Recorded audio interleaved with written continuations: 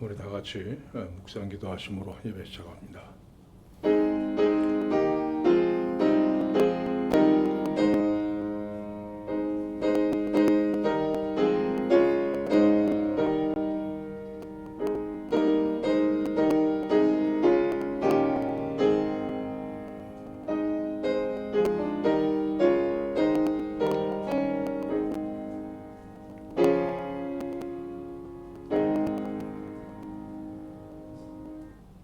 하나님 아버지, 오늘도 생명의 양식 되는 하나님 말씀 앞에 저희를 불러 모아주신 것을 감사드립니다.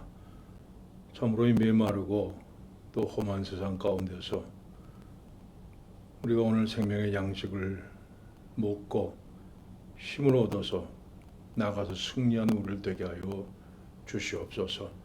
예수님의 이름으로 기도하옵나이다. 아멘. 286장 찬송하시고 김나정 집사님 기도하시겠습니다.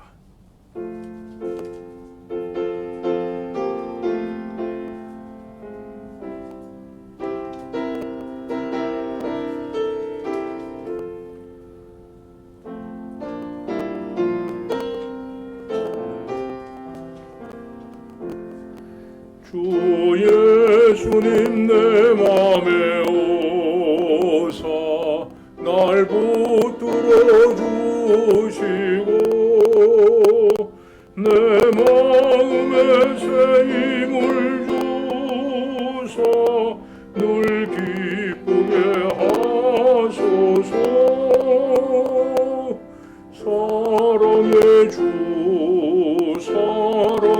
주 내 마음속에 찾아오사 내 모든 죄 사하시고 내 상한 맘 고치소서. 주 예수님 내 맘에 오사 내 소원 다시고 내 무거운 짐 맡아주사 참 평안을 주소서. 사랑의 주 내 마음속에 찾아오사 내 모든 죄 사하시고 내 상한 맘 고치소서.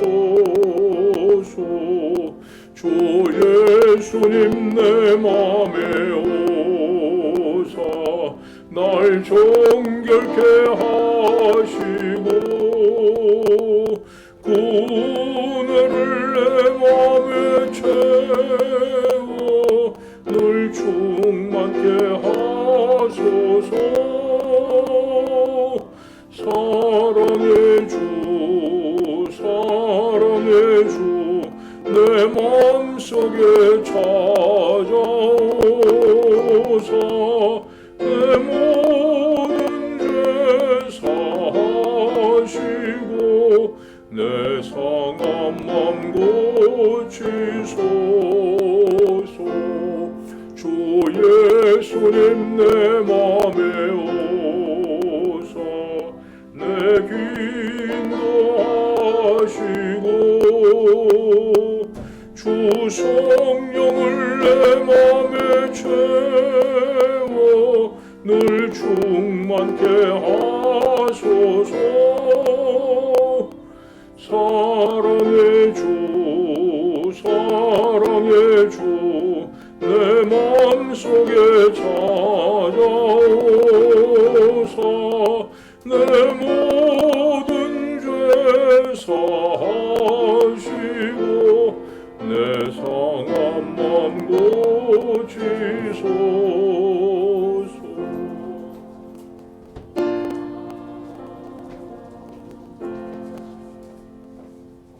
기도하시겠습니다.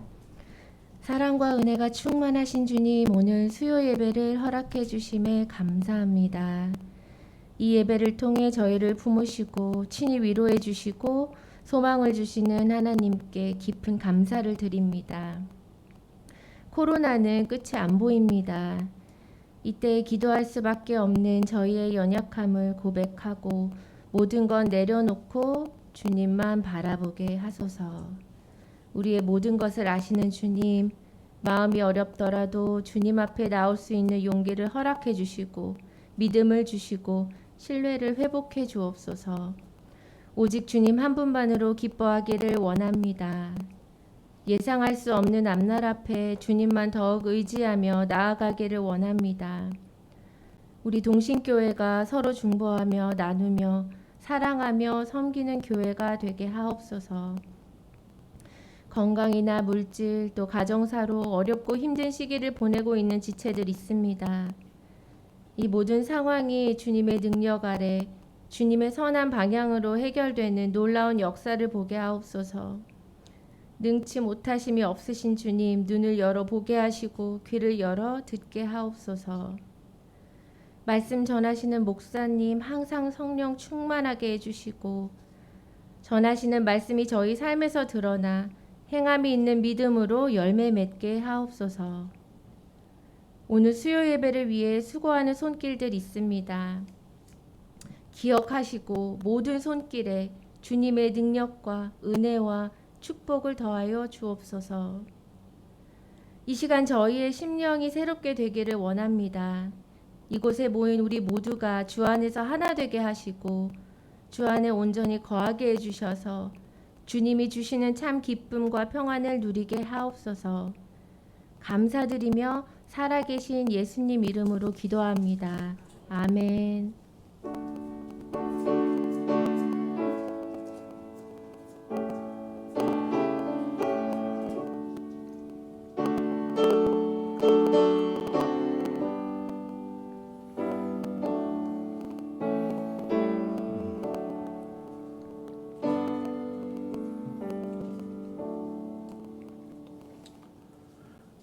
오늘 성경 말씀은 야고보서 1장 19절부터 27절까지 말씀입니다. 야고보서 1장 19절부터 27절까지 말씀을 한 절씩 교독하시겠습니다.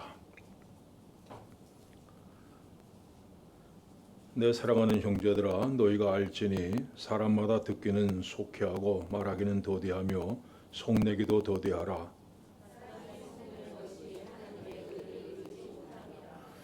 그러므로 모든 더러운 것과 넘치는 악을 내버리고 너 영혼을 능히 구원할 바 마음에 심어진 말씀을 온유함으로 받으라.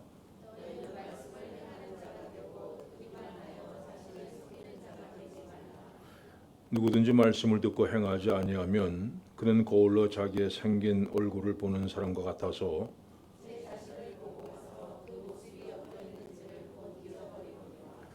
자유롭게 하는 온전한 율법을 들여다보고 있는 자는 듣고 잊어버리는 자가 아니요 실천하는 자니 이 사람은 그 행하는 일에 복을 받으리라.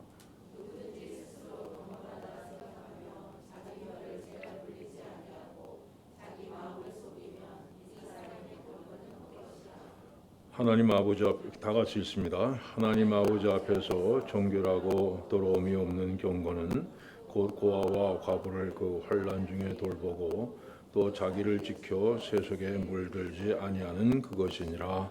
아멘. 여러분 그 병원에 가서 건강 검사를 하실 때는 여러 가지 항목이 있습니다. 머리부터 시작해서 발끝까지 다 검사를 하죠. 마찬가지로 오늘 본문 말씀은 우리 영적인 건강 상태를 진단해 볼 수 있는 그런 말씀입니다. 본문 말씀에 우리 자신을 비춰보면 내가 어떤 상태구나, 내 믿음이 어디까지 와 있구나, 뭐가 좀 부족하구나, 이거를 깨달아 알 수가 있습니다. 여러분, 내 믿음이 어떤 상태에 있는가를 아는 것은 상당히 중요합니다. 왜냐하면 사람은 누구나 자기가 옳다 하는 그런 경향이 있죠. 어떤 사람도 내가 틀렸다 이게 말하는 걸 참 어려워합니다. 다 자기가 옳다고 해요. 내 생각에도 옳고 또 다른 사람 보기에도 옳다 해도 하나님이 그건 아니다 하시면은 그건 틀린 거죠.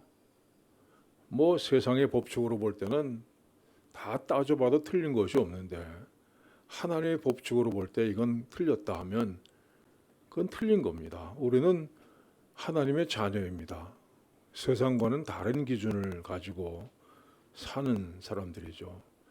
요즘 세상이 악해지다 보니까 그리스도인들을 자꾸 세상의 기준으로 살도록 만드는 그런 풍조가 유행하고 있습니다. 그러나 우리는 세상의 기준이 아니라 하나님이 세워진 기준에 따라서 사는 사람들입니다. 하나님의 자녀죠. 그래서 여러분, 우리는 하나님의 말씀에 비추어서 내 참모습을 아는 지혜가 필요합니다. 왜냐하면 우리가 참모습을 모르고 그냥 살다 보면요, 이런 결과를 가져오게 됩니다. 봅시다. 그날에 많은 사람이 나더러 이르되 주여 주여 우리가 주의 이름으로 선지자 노릇하며 주의 이름으로 귀신을 쫓아내며 주의 이름으로 많은 권능을 행하지 아니하였느까 하리니 그때 내가 그들에게 밝히 말하되 내가 너를 도무지 알지 못하느니 불법을 행하는 자들아 내게서 떠나가라 하리라. 여러분, 이렇게 된다는 겁니다. 자기 자신을 잘 알지 못해요. 난 옳다. 내가 하는 것은 하나님을 위해서 하는 것이다. 이렇게 생각하고 살아왔는데 나중에 예수님께서 아니다. 넌 나하고 상관없다. 불법을 행한 자들은 내게서 떠나가라. 이렇게 얘기를 하신다는 겁니다. 하나님이 인정하시는 믿음이 아니라 자기 스스로 내 믿음이 이만하면 괜찮지 하면서 살아온 결과입니다. 갈라디아서의 말씀을 봅시다. 만일 누가 아무것도 되지 못하고 된 줄로 생각하면 스스로 속임이라. 자, 요한계시록에 기록된 말씀도 봅시다. 내가 말하기를 나는 부조라 부요하여 부족한 것이 없다 하나 내 공고한 것과 가련한 것과 가난한 것과 눈먼 것과 벌거벗은 것을 알지 못하는도다. 자, 여러분, 내 모습을 그대로 보는 것이 중요합니다. 내 믿음이 지금 어떤 상태인지, 내가 주님 닮아간다고 하는데 과연 얼마나 더 가야 되는지 스스로 우리가 있는 상태를 진단해 보는 것이 중요합니다. 자, 오늘 본문은요, 이렇게 우리의 믿음을 스스로 진단할 수 있는 방법을 제시하고 있습니다. 첫째는 내가 하나님 말씀을 얼마나 받아들이는가 하는 겁니다. 하나님 말씀이 내 귀에 들려질 때 내가 그 말씀을 얼마나 마음속에 담아 두는가 하는 겁니다. 봅시다. 내 사랑하는 형제들아 너희가 알지니 사람마다 듣기는 속히하고 말하기는 더디하며 속내기도 더디하라. 첫째는 듣기는 속히하라 이렇게 말씀했습니다. 잘 듣는 거죠. 근데요, 다른 사람 말을 잘 듣는 사람이 하나님의 말씀도 잘 듣습니다. 여러분 보세요. 다른 사람 말을 귀담아 듣는 사람이요, 하나님 말씀도 귀담아 듣습니다. 왜냐하면 다른 사람 말을 듣지 않는다는 것은요, 그만큼 자기 주장이 강하다는 거예요. 난 누가 뭐라 그래도 내 생각대로 산다, 이렇게 한다, 이게 너무 강하기 때문에 다른 사람 말도 안 듣고 하나님 말씀도 잘 들리지 않습니다. 하나님 말씀을 듣는다 해도 이건 내 마음에 맞는 말씀, 그건 듣고 이건 좀 틀린 것 같아, 이런 말씀을 받아들이지 않습니다. 그래서 여러분, 우리가 다른 사람 말을 잘 듣는 훈련을 하셔야 됩니다. 그래야 하나님 말씀도 잘 들을 수 있죠. 여러분들이 오늘부터 말하는 걸 좀 줄이고 다른 사람 말을 잘 듣는 연습을 한번 해보시길 바랍니다. 아이들 할 때도 여러분들 아이들 말도 잘 듣고 누구든지 하는 말을 잘 듣는 그런 훈련을 좀 해보시길 바랍니다. 이게 하나님의 말씀을 잘 들을 수 있는 기초입니다. 또 말하기는 더디하며 이렇게 말씀했습니다. 내가 말을 많이 하면 다른 사람 말을 들어주기가 어렵죠. 우스운 얘기로 하나님께서 우리에게 두 개의 귀를 주셨고 입은 하나밖에 안 주셨습니다. 이건 무슨 뜻일까요? 한마디 말하면 두 마디를 드러나는 그런 뜻이라고 생각합니다. 근데 우리는 듣기보다는 말하기를 좋아합니다. 말을 많이 하면 나는 좋아요. 그러나 나중에 가서 보면 얻는 게 없습니다. 잃는 게 훨씬 많습니다. 성경은 그래서 많은 곳에서 말을 아끼라고 말씀합니다. 봅시다. 말을 아끼는 자는 지식이 있고 성품이 냉철한 자는 명철하니라. 미련한 자라도 잠잠하면 지혜로운 자로 여겨지고 그의 입술을 닫으면 슬기로운 자로 여겨지느니라. 예. 미련해도요 가만 있으면은 그 사람은 지혜롭게 여긴다 말씀하셨습니다. 그 다음에 입술을 닫으면 슬기로운 사람이구나 이렇게 생각을 한다는 거죠.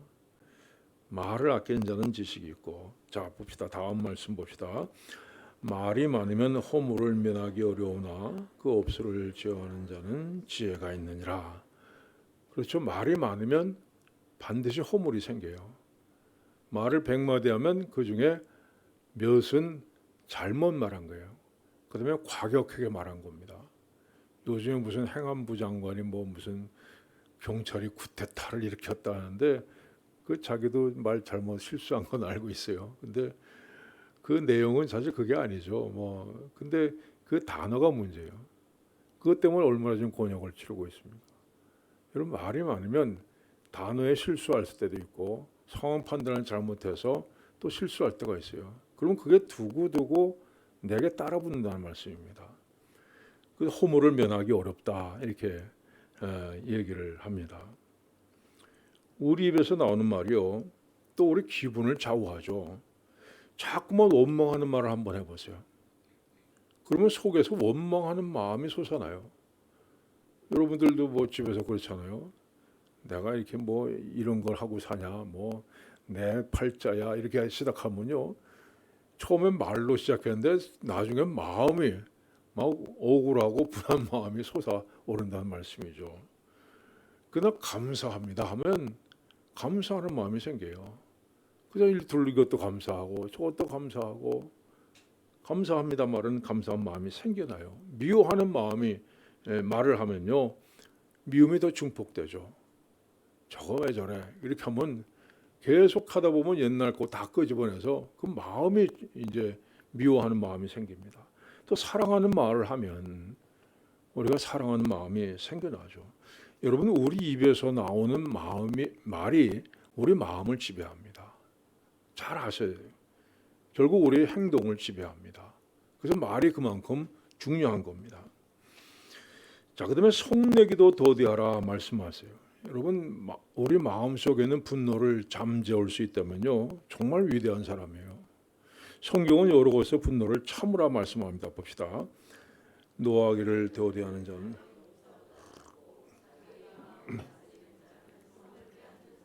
아니라. 성을 빼앗는 게 얼마나 힘들어요.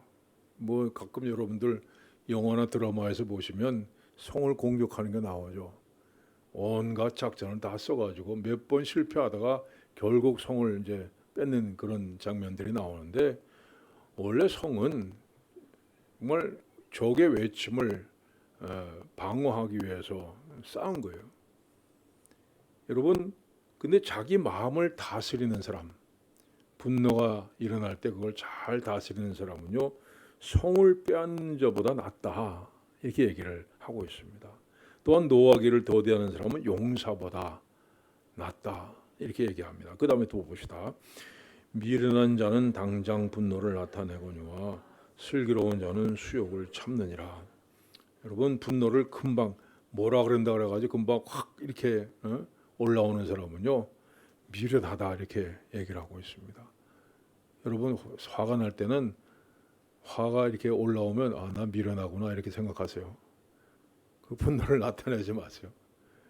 그 사실 우리가 분노라는 건요 그때 지나가면 없어지는 거예요. 대부분 그렇지 않습니까? 여러분 살아온 날들을 생각해 보세요. 막 분노하다가도 하루 지나고 이틀 지나고 나면 그거 뭐예요? 아무 의미도 없습니다. 그런 경우가 99%입니다. 그래서 여러분 분노를 바로 나타내고 문제를 만들고 사람들 사이에 무슨 관계에 또 문제를 일으키면 그 미련한 사람이란 말씀입니다. 슬기로운 사람은 참는다 이렇게 말씀하고 있습니다. 여러분 여명한 알렉산더 대왕이 뭐 나는 또 정복할 땅이 없다 그래서 울었다는 유명한 일화가 있지 않습니까? 근데 이런 사람도요 분노 때문에 평생 씻을 수 없는 후회를 안고 사는 이야기가 있습니다. 클레토스라는 친구가 있었는데 정말 어렸을 때부터 같이 자란 막역한 사이예요. 정말 친합니다. 근데 하루는 클레토스가 술을 먹고서는 잔뜩 먹고서는 뭐 알렉산더 이놈 뭐 어쩌고 하면서 욕을 했대요. 그걸 알렉산더가 봤습니다. 그래서 이제 화가 치밀어 네가 나한테 그럴 수 있어? 옆에 있는 창을 갖다가 집어서 던졌습니다. 근데 맞추려고 던진 건 아니에요. 자기 화 풀려고 던졌는데 그게 심장에 그대로 꽂혔어요. 즉사했습니다.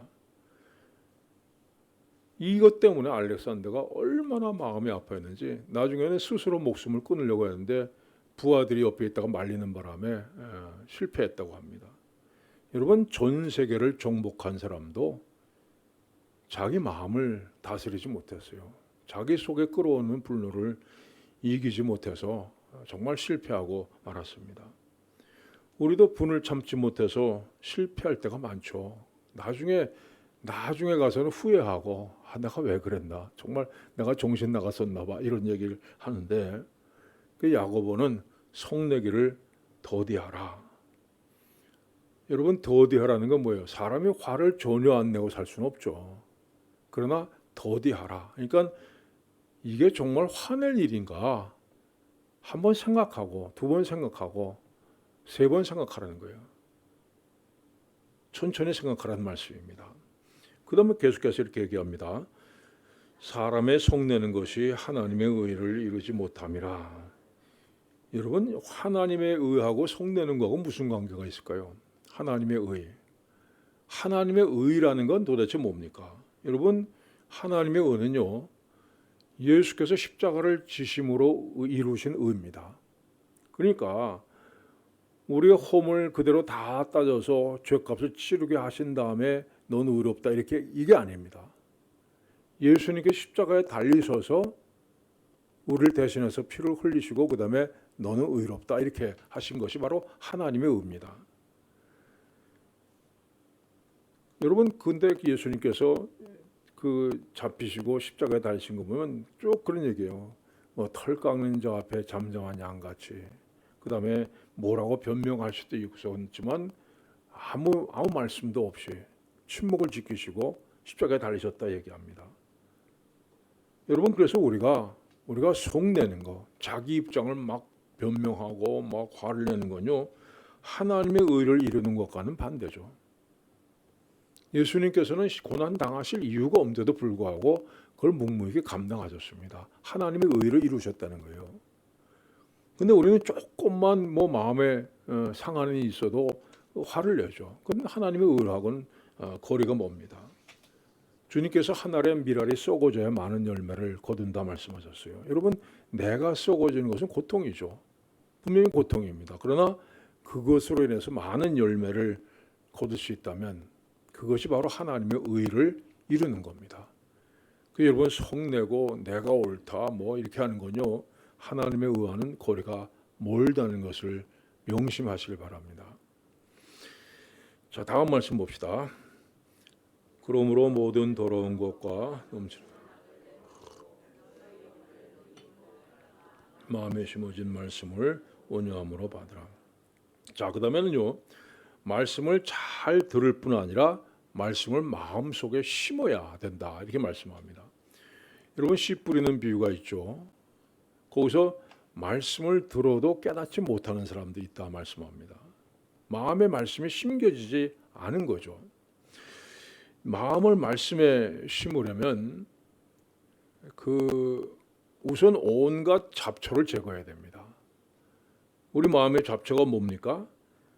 모든 더러운 것과 넘치는 악을 내버리라 말씀했어요. 우리 마음의 잡초는 더러운 것, 넘치는 악입니다. 자, 그럼 우리 마음속에 넘치는 악, 더러운 것 이런 게 있는 것이 어떻게 알 수 있느냐? 여러분 우리 입에서 나오는 말, 우리가 하는 행동을 보면 바로 알 수 있습니다. 사람은 속에 있는 것이 밖으로 나오는 거예요.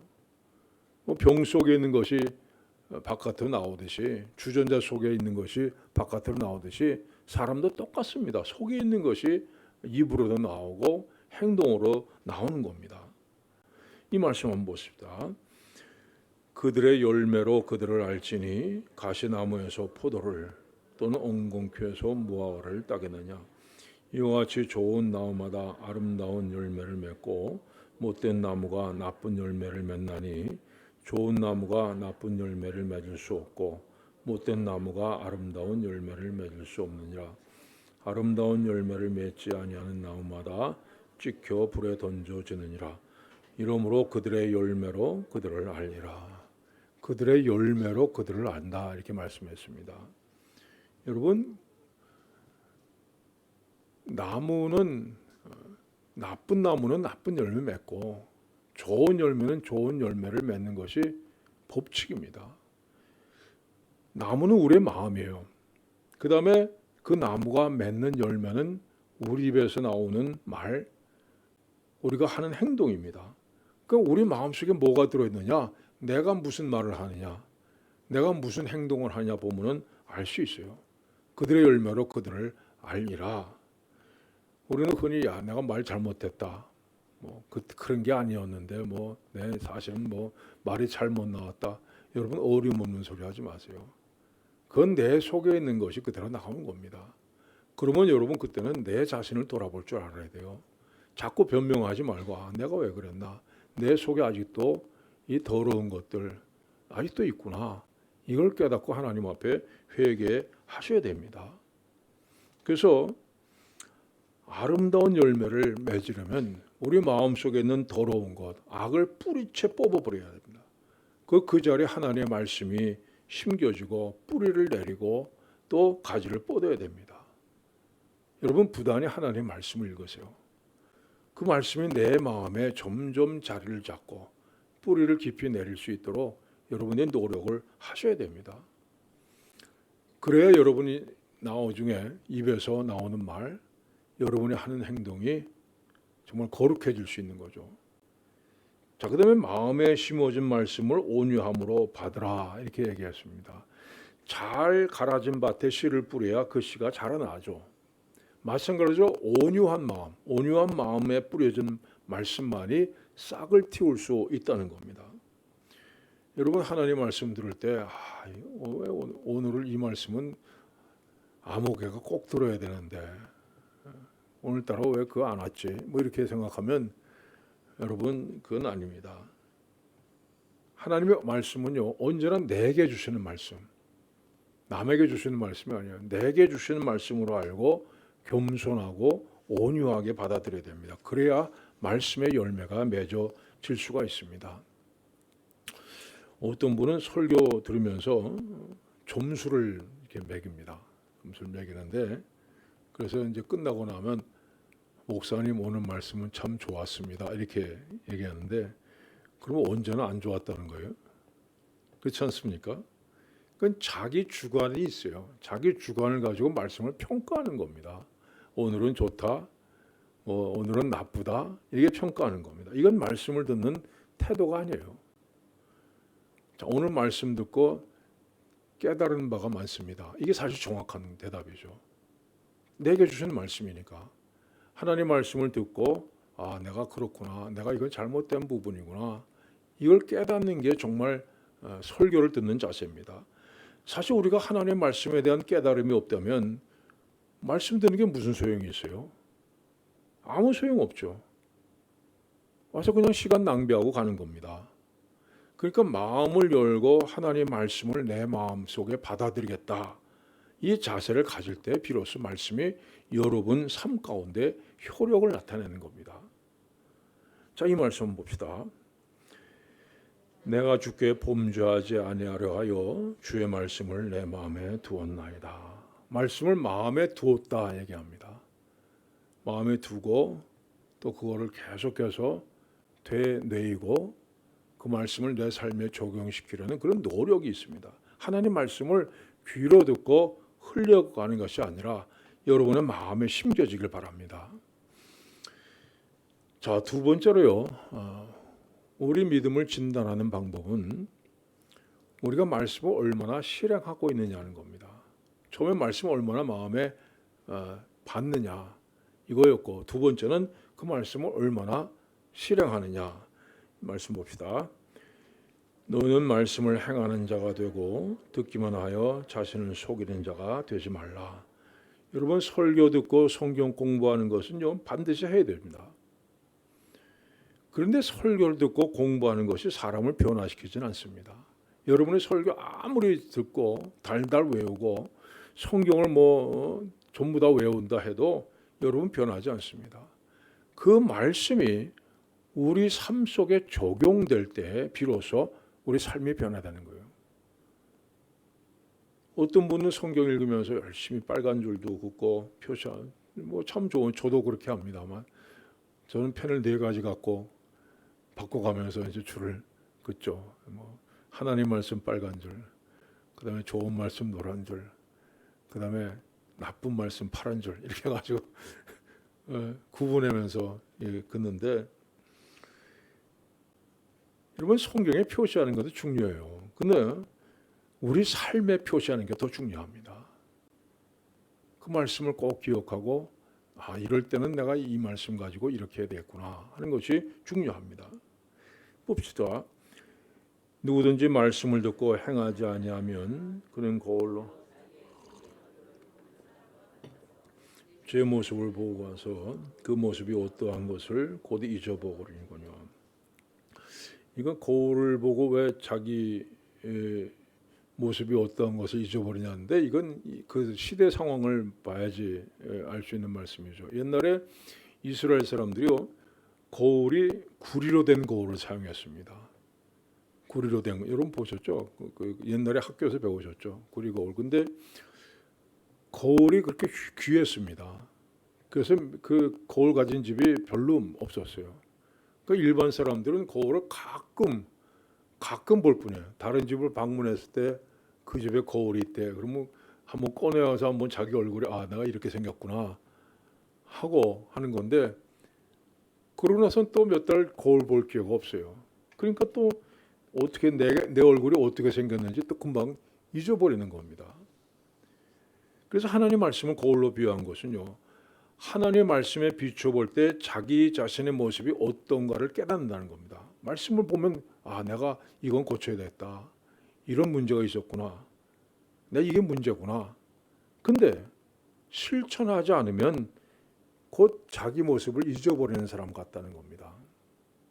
여러분이 주일마다 수요일마다 말씀을 듣습니다. 근데 정작 실천이 없다면 그냥 와서 거울만 보고 가시는 겁니다. 말씀에 비춰서 나 이렇게 생겼구나 하고 그냥 그러고 가시는 거예요. 그러다가 또 교회 와서 또 거울 보죠.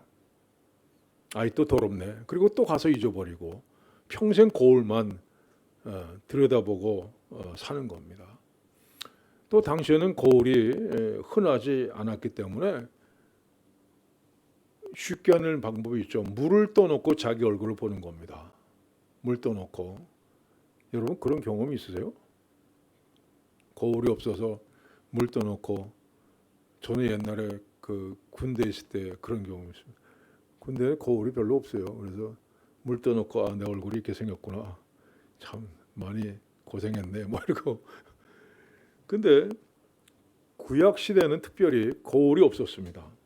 그 대부분 그냥 모든 사람들이 다 물에 뜬 자기 모습을 봤죠. 여러분 구약 시대 재미있습니다. 구약 시대에 제사장이 이제 제사를 드려서 성소 안으로 들어갈 때 그 입구에 뭐가 있어요? 물두멍이라는 게 있습니다. 그 놋그릇에다가 굴이 돼야죠. 놋그릇. 거기에 물을 떠놓습니다. 그럼 제사장이 이제 제사를 드리고 갈 때 거기 이제 자기를 한번 봅니다. 자기 모습을 한번 이렇게 살펴보고 그다음에 거기다 손을 씻고 제사를 드리러 들어가죠. 여러분 이건 오늘날 이렇게 해석할 수 있어요. 우리가 하나님의 말씀 앞에 우리 자신의 모습을 비춰봅니다. 그리고 회개할 것은 회개하고 씻을 것은 씻고 그 다음에 비로소 하나님과 만날 수 있다는 겁니다. 자, 그 다음 말씀 봅시다. 자유롭게 하는 온전한 율법을 들여다보고 있는 자는, 여기서 들여다본다는 말은 두 가지 단어가 합성됐습니다. 하나는 무엇 곁에 이런 뜻이고요. 그 다음에 또 하나는 심사숙고해서 주목한다는 뜻이에요. 그러니까 이 말씀은요, 바짝 곁에 붙어서 가지고 무슨 말씀을 하시는가 잘 듣고 있는 것을, 그 모습을 얘기합니다. 다시 말해서 하나님 말씀을 들을 때 마음을 다하여서 정말 뭐라고 말씀하시는가 귀를 기울이고 내게 주시는 말씀을 자세를 듣는 그런 자세를 의미하는 겁니다. 그 다음에 봅시다. 듣고 잊어버리는 자가 아니요 실천하는 자.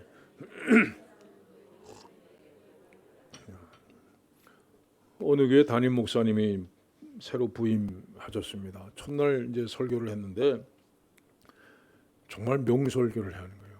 귀에 쏙쏙 들어와요. 내용도 아주 좋고, 야, 정말 목사님 좋은 분 오셨다. 그래서 교인들이 아주 기뻐했어요. 근데 그 다음 주에 설교가 똑같은 설교를 하는 거예요. 좀 이상하다 생각했지만 뭐 그런가 보다. 그냥 다음 주에는 또 좋은 설교 하시겠지. 근데 세 번째 주일날도 똑같이 설교를 한 겁니다. 참다 못한 교인들이 목사님 찾아가서, 아니 어떻게 똑같은 설교를 세 번씩이나 할 수 있습니까? 혹시 목사님 메뉴가 하나밖에 없는 겁니까? 그렇게 물었어요. 그랬더니 목사님이 이렇게 대답했답니다. 여러분들이 제가 설교한 말씀을 그대로 실천할 때 그때 제가 새로운 설교를 할 겁니다. 여러분 가만 보면 그러세요. 적용되지 않는 말씀이 무슨 소용이 있어요? 아무리 설교해도 그냥 듣고 잊어버리고 그렇구나 하고 머릿속에만 기억되는 말씀이 무슨 소용이 있어요? 많이 듣고 안다는 것이 여러분의 믿음에 도대체 무슨 도움이 되는 거냐 하는 말씀이에요. 말씀을 실천하는 것만이 우리의 삶을 복되게 한다. 말씀을 실천하는 것이 이를 통해서 우리의 믿음이 자란다. 여러분 이걸 잊지 마십시오.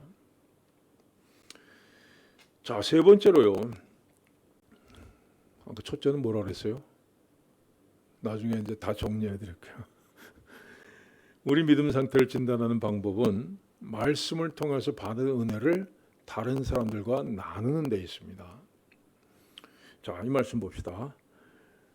누구든지 스스로 경건하다 생각하며 자기 혀를 재갈무리지 아니하고 자기 마음을 속이면 이 사람의 경건은 헛것이라. 하나님 아버지 앞에서 정결하고 더러움이 없는 경건은 고아와 과부를 그 환난 중에 돌보고 또 자기를 지켜 세속에 물들지 아니하는 그것이니라. 경건하다는 게 왜 경건하다. 경건의 정의가 뭡니까? 한마디로 얘기하면요, 하나님의 말씀대로 산다. 그게 경건입니다.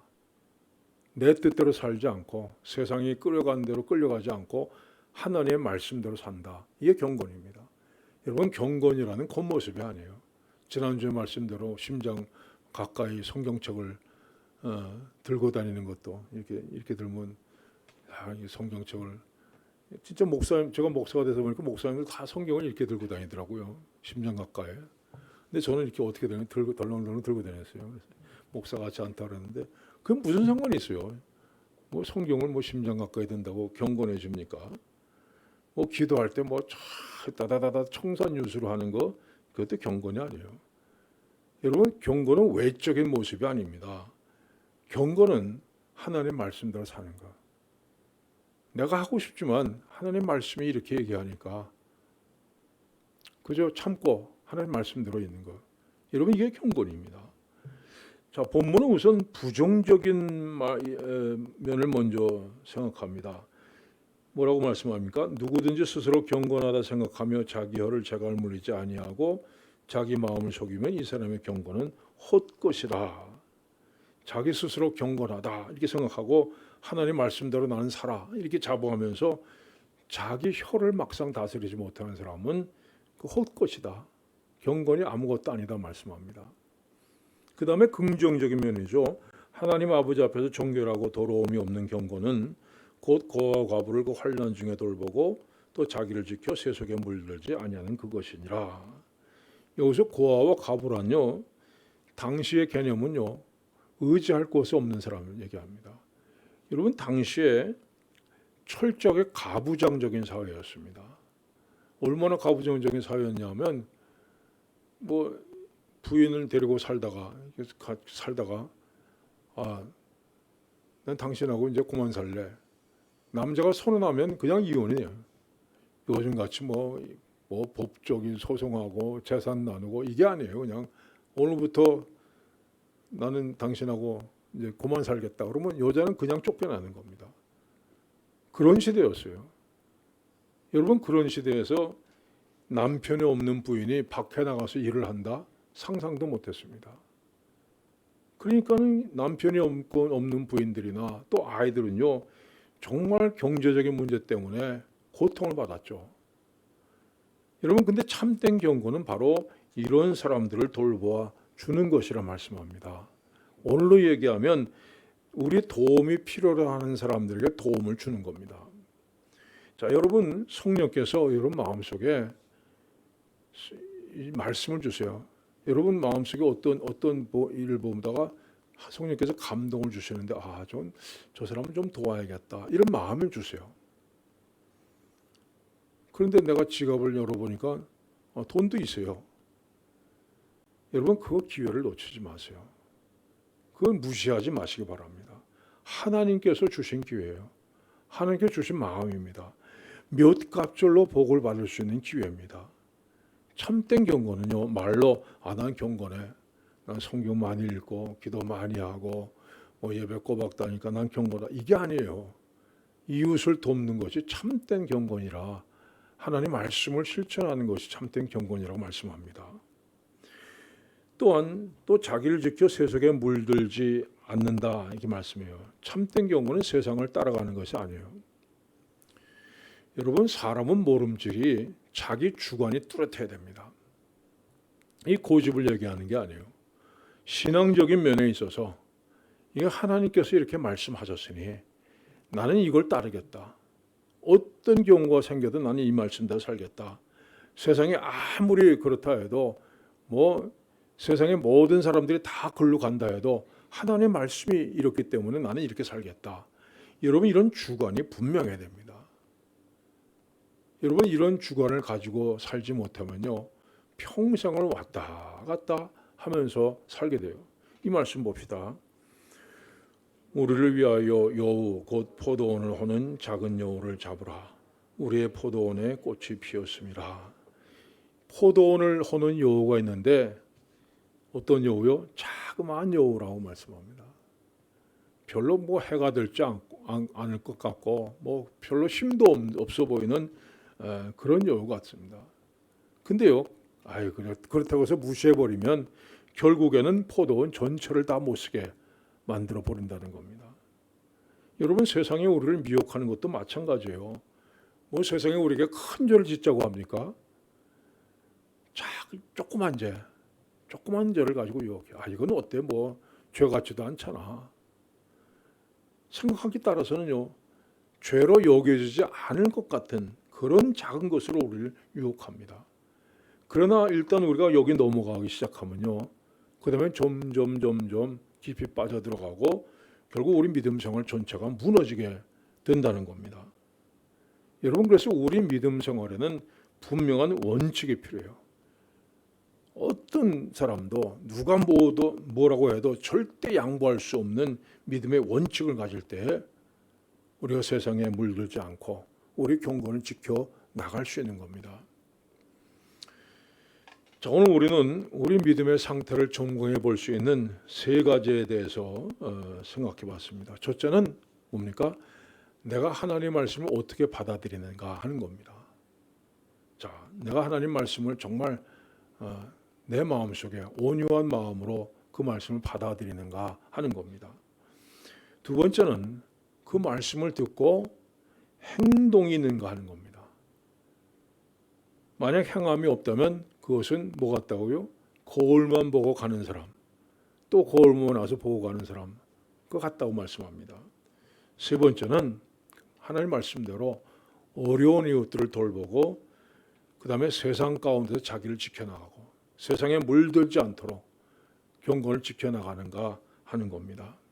여러분 이 세 가지를 잘 실천하고 있다면 여러분 건강한 그리스도인입니다. 만약 그렇지 못하다면 오늘부터 새롭게 결심하시기 바랍니다. 건강하고 든든한 그리스도인으로서 살아가시기를 축원합니다. 기도합시다. 하나님 아버지, 하나님 말씀 앞에 또다시 우리 자신의 모습을 비춰봤습니다. 참 부족한 것 많습니다.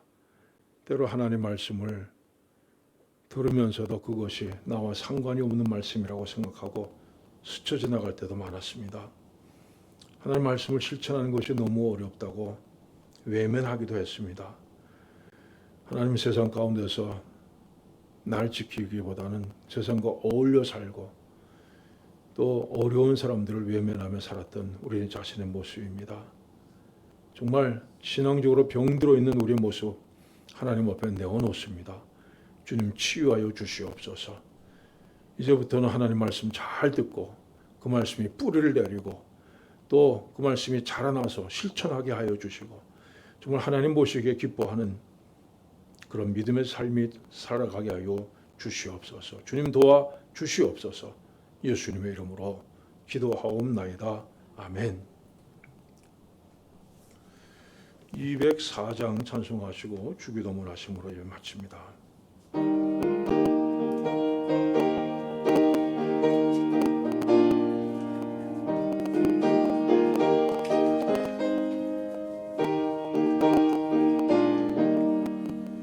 주의 말씀 듣고서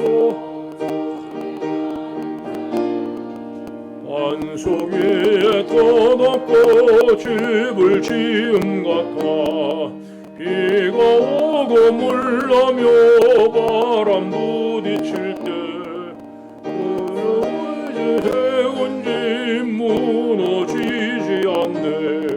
잘 짓고 잘 지세 우리 집 잘 지세 만세 반석 위에다 우리 집 잘 지세.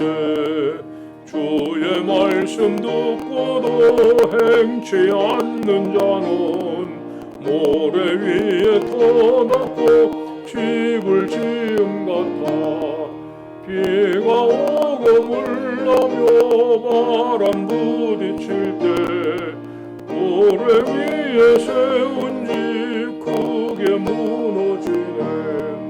잘 짓고 잘 지세 우리 집 잘 지세 만세 반석 위에다 우리 집 잘 지세.